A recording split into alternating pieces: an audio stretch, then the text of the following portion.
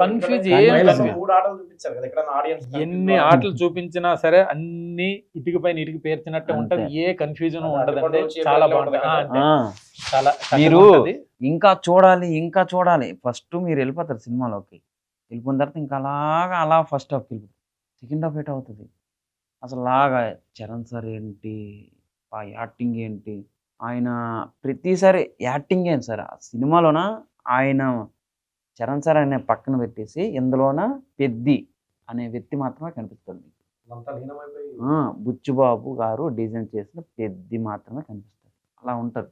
బుచ్చుబాబు గారు కూడా ఆల్రెడీ చెప్పారు చాలా ఇంటర్వ్యూలో, పెద్ది అనే ఒక క్యారెక్టర్ మా ఊర్లో ఉండే క్యారెక్టర్, అదే అతను ఒక 2-3 ఆటలు ఆడేవాడు పేదరికం తోటి, ఇట్లా అది ఇన్స్పిరేషన్ గా తీసుకొని రాసుకున్న స్టోరీ. అది ఇన్స్పిరేషన్ గా తీసుకున్నారు. నెక్స్ట్ మా విలేజ్ సైడ్ ఇప్పుడు కూడా అలాగే కొంత కల్చర్ ఉందండి. ఆ కల్చర్ని బేస్ చేసుకొని, ఆ బ్యాలెన్స్ చేసుకొని, ఆ స్పోర్ట్స్ని, ఈ కల్చర్ని మొత్తం ఆ ఎమోషన్ అదంతా ఇచ్చేస్తూ చాలా చక్కగా రాశారు. అసలు అద్భుతం మూవీ, మంచి డెప్త్ ఉన్న స్టోరీ.